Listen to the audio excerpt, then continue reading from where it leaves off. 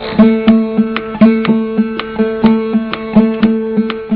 सत्संग में आते हो, मंदिर में पूजा पाठ के लिए जाते हो, कथा में रोजाना बैठते हो, बड़ी बड़ी पैसे लगा के कथाएं करवाते हो, बहुत खर्चा लगाते हो, कहीं भंडारा देते हो, तीर्थों पे जाते हो, यज्ञ हवन करते हो, और घर में हालत यह है कि माँ बाप पूछते हैं कि बेटा क्या करते हो, तो उनको ठीक ढंग से बात भी नहीं करते, उनके हालात को भी नहीं जानते। आप ठीक हो, बीमार हो, खाना खाया, सोए कि नहीं सोए, आपको तकलीफ है, आपने दवा ली कि नहीं ली, और बातें तो दूसरी तो पूछने की बात छोड़ दो, आप तो उनको देखना भी नहीं चाहोगे, बल्कि पास गुजरते हुए यूं गुजरोगे, कभी बोलना पड़े कुछ ना कुछ। फिर किस मंदिर की पूजा काम आएगी, किस गुरु का ज्ञान काम आएगा, कौन सी भक्ति ऐसी है? इसलिए जो जिस जगह है, बेटे हो तो बेटे के रूप में कर्तव्य का पालन करो, पिता है तो पिता के रूप में परिवार का लालन पालन सही तरीके से करो, अच्छी तालीम दो बच्चों को, सही रास्ता दिखाओ। घर में किसी प्रकार का लड़ाई झगड़ा, मन मुटाव, एक दूसरे के प्रति अगर कोई द्वेष ईर्ष्या पैदा होती है तो उन बातों को वहाँ ना पने दो। ये बीमारियां घर से चलती हैं, जो घर में सीखता है वो इंसान बाहर भी वैसा ही करता है। हमारे यहाँ समाज में एक कहावत है, लड़की को कह देते हैं, लड़की जब शादी होके ससुराल जाती है तो उसको कहते हैं कि सीखे बाप घर करे आप घर। देखो कितनी अच्छी बात कि बाप के घर में जो सीखती है वो आपके घर में वैसा ही करेगी जाके। इसलिए उनको तालीम और अच्छी शिक्षा दो। किसी को धन देने की ज़रूरत नहीं है, किसी को वस्तु देने की ज़रूरत नहीं है। मैं कहता हूँ उनको अच्छे गुण, अच्छी शिक्षा दे के, उनको अच्छे संस्कार दे के, उनको ऐसा बनाओ वो स्वयं आलम्बी बने, वो अपने आप पर आधारित हों, किसी की मुंह की ओर नहीं देखें। जिस इंसान को मांगने की आदत पड़ जाती है, दूसरे से लेने की आदत पड़ जाती है, वो आदमी कमाना नहीं चाहता, और जिसको ये आदत पड़ गई है वो कभी ठीक होगा भी नहीं। परमात्मा देखता है तुम लेने वाले नहीं, देने वाले बनो। देने वाला कब बनेगा? जो इंसान टाइम पे काम करता है, अपनी मेहनत करता है, सही रास्ते पे चलता है, और किसी भी प्रकार से किसी की चीज़ों की तरफ कुदृष्टि नहीं करता है।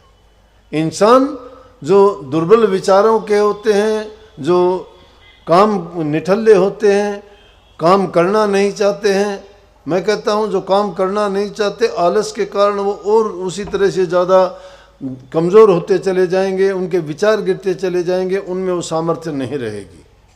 लेकिन काम अगर करते चले जाओगे, जो जो तुम आगे बढ़ते चले जाओगे, तुम्हारे विचार ही तुम्हें जिंदा रखेंगे, तुम्हारा हौसला ही तुम्हें जिंदा रखता है। जिस दिन तुमने अपने विचार गिरा दिए, उसी दिन से यूँ समझो कि तुम जीवन से गिर चुके हो, नहीं बचोगे। लेकिन जिस इंसान ने अच्छी शिक्षा ली है, अच्छे संस्कार जिसको घर से मिले हैं, उसको कुछ मांगने की करने की ज़रूरत नहीं। हमारे शास्त्रों में कहने वालों ने कमी नहीं छोड़ी। इतनी खोज इंसान पे होती रही हैं, इतनी इनके लिए ज्ञान के भंडार भर दिए गए।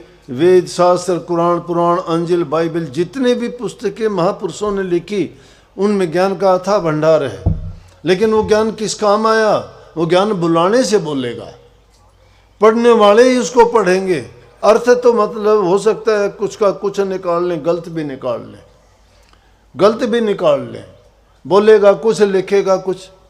जैसे एक जगह मैंने देखा, एक वाणी लिख रखी कबीर साहब की, और उसका अर्थ सुनने में तो बहुत बुरा लगता है। मगर ये तो अजीब बात हुई भाई, सुनने में तो यूँ लगता है कि बहुत गलत बात कह दी, लेकिन उसको सही मायने में देखे जो बात सही है। और उसमें क्या थी कि पाप करे से दुख मिटे, पाप करे से दुख मिटे रे, पाप करे सुख होए, पाप करे से हरि मिले, पाप करो सब कोए। बोलो, करोगे? बोलने में क्या आया कि पाप करो, पाप करो, पाप पकड़ो नहीं, पाप पकड़ो, पाप पकड़ो, पाप पकड़े से दुख मिटे। किसके पाप पकड़ो? महापुरुषों के। पाप पकड़े, पाप पकड़े, पकड़े यूपी की भाषा है, बैठे होंगे यहाँ बिहार और यूपी साइड में।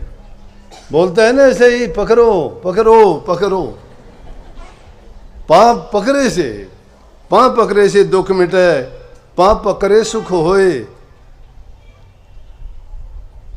और पाँव पकड़े से हरि मिले, पाँव पकड़ो सब कोई। पाँव पकड़ो, पाँव पकड़ने का मतलब यह है महापुरुषों की शरण में जाके उनका बात को मान के उन पे चलो। उनके पाँव पकड़ने से दुख मिटेंगे, सुख मिलेंगे और परमात्मा की भी प्राप्ति होगी।